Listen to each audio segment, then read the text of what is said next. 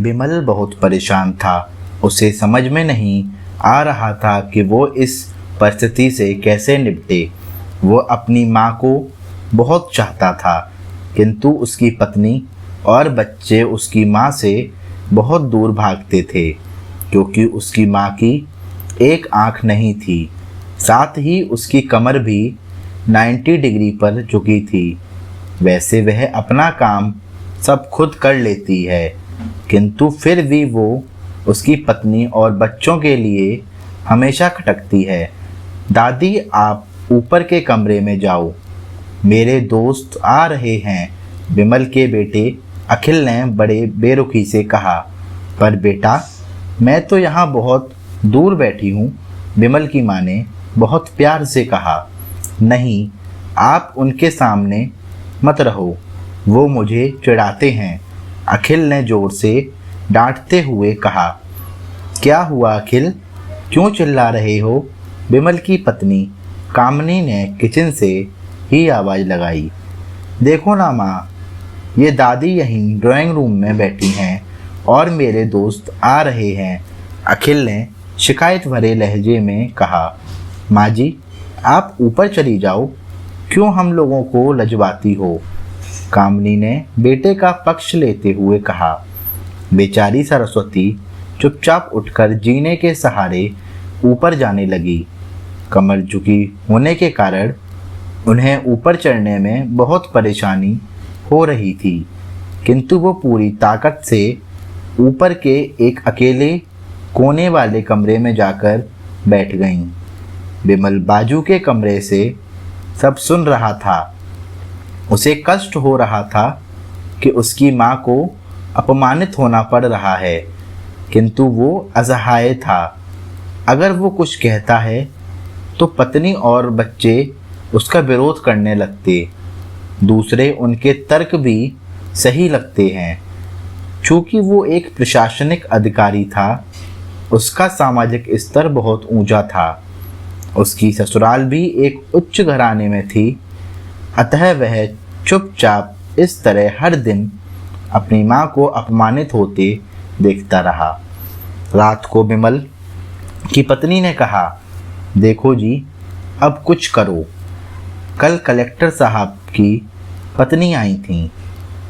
माँ जी अपनी देशी धुन धरा में उनसे मिली। मुझे बहुत शर्म आ रही थी बताते हुए कि ये मेरी सास हैं। मैंने कह दिया कि दूर की रिश्तेदार हैं, इलाज कराने आई हैं। विमल को रोना आ गया, किंतु फिर भी वह चुप रहा। उसे समझ में नहीं आ रहा था कि वो क्या करे। अपने बेटे की मन स्थिति को सरस्वती अच्छी तरह से जानती थी और बेटे को कोई कष्ट ना हो, इसलिए वो हर बात को चुपचाप सह लेती थी। विमल बहुत उदास रहने लगा। एक तरफ परिवार और सामाजिक स्तर पर जीने की प्रतिबद्धता थी, तो दूसरी ओर माँ। आखिर माँ से अपने बेटे की यह हालत नहीं देखी गई। एक दिन उसने अपने बेटे से कहा, विमल, बहुत दिन हो गए हैं, मैं अपने गांव जाना चाहती हूँ, मुझे वहाँ पहुँचा दो। मेरा यहाँ मन नहीं लग रहा।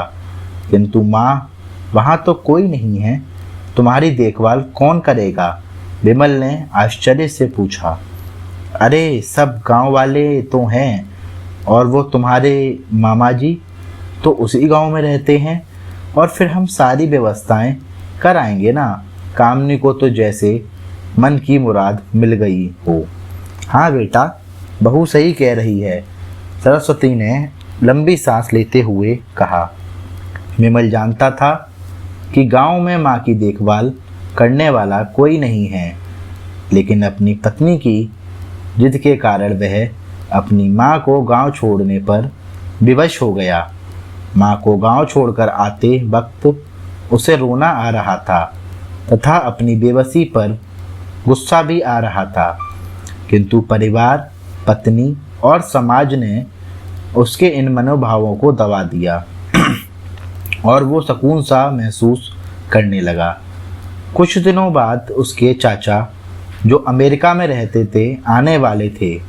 जब विमल बहुत छोटा था, उसके पिता जीवित थे, तब वो भारत आए थे और उसके बाद वो अब भारत आने वाले थे।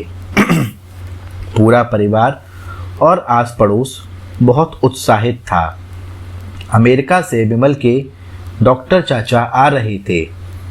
डॉक्टर रमेश ने जैसे ही घर में कदम रखा, सबने मिलकर बहुत उत्साह से उनका स्वागत किया। क्यों विमल भाभी नहीं दिख रही, कहाँ हैं? डॉक्टर रमेश ने उत्सुकतापूर्वक पूछा। जी वो गांव रहती हैं, उनका यहाँ मन नहीं लग रहा था, कामनी ने सपाट लहजे में उत्तर दिया। डॉक्टर रमेश ने विमल की ओर देखा तो विमल ने अपनी आंखें झुका लीं। डॉक्टर रमेश सब समझ गए। बोले, कल हम भाभी से मिलने गांव चलेंगे। सब लोग। दूसरे दिन सभी लोग गांव के घर में पहुंचे। देखा कि सरस्वती को बहुत तेज बुखार है और वो पलंग पर असहाय पड़ी है। डॉक्टर रमेश दौड़कर सरस्वती के पास गए, उनके पैर छूकर रोने लगे। सरस्वती की ये हालत उनकी कल्पना से परे थी। वाह बेटा विमल, तूने तो नाम उजागर कर दिया। अपनी माँ की ये हालत देखकर तुझे शर्म भी नहीं आ रही होगी। डॉक्टर रमेश ने विमल को लगभग डांटते हुए कहा। नहीं देवर जी, विमल का कोई दोष नहीं है, मैं खुद गांव आई थी। सरस्वती ने अपने बेटे का बचाव किया। मुझे सब पता चल गया भाभी, अब चुप रहो। क्यों बहू, तुम्हें अपनी सास की कुरूपता पसंद नहीं है? समाज में तुम्हें नीचना देखना पड़ता है ना?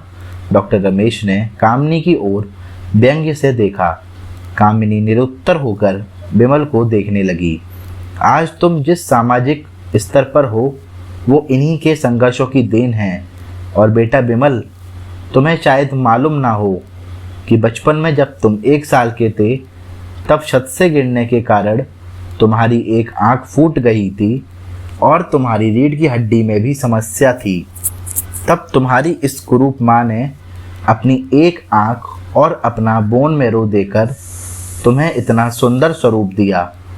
और कामनी बेटा, इतने सालों तक संघर्ष करके बेटे को प्रशासनिक अधिकारी बनाने वाली इस संघर्षशील औरत की तुम लोगों ने यह दशा कर दी। तुम्हें ईश्वर कभी माफ़ नहीं करेगा। डॉक्टर रमेश की आंखों से अश्रुओं की जलधारा बह रही थी। अब भाभी, आप मेरे साथ अमेरिका जाएंगी, यहाँ इन स्वार्थी लोगों के बीच नहीं रहेंगी। डॉक्टर रमेश ने सरस्वती से कहा। विमल को तो काटो तो खून नहीं था। डॉक्टर रमेश जो उसके चाचा थे, उन्होंने जो राज बताया, उसके बाद तो विमल को यही लग रहा था कि उससे ज़्यादा पापी इंसान इस दुनिया भर में कोई है ही नहीं। वह दौड़ता गया और माँ सरस्वती के कदमों से लिपट गया। माँ, मेरा अपराध अक्षम्य है। मैं जानबूझकर चुप्पी साधे रहा, आपका अपमान करवाता रहा। अब सिर्फ आप ही उस घर में मेरे साथ रहेंगी और कोई नहीं। विमल ने आग्नेय दृष्टि से अपनी पत्नी और बच्चे को देखा। कामनी को भी बहुत पश्चाताप हो रहा था, किंतु उसकी हिम्मत नहीं हो रही थी कि वो सरस्वती से आंख मिलाए। सरस्वती ने कामनी की मन स्थिति को समझकर उसको पुचकारते हुए अपने पास बुलाया और विमल को डांटते हुए कहा, खबरदार, जो मेरी बहू को मुझसे अलग करने की सोची कि तो मैं तुझे घर से ही बाहर निकाल दूंगी। कामनी और बच्चों ने सरस्वती के पैर पड़ते हुए अपने व्यवहार की माफ़ी मांगी और माँ के हृदय ने सबको माफ़ कर दिया।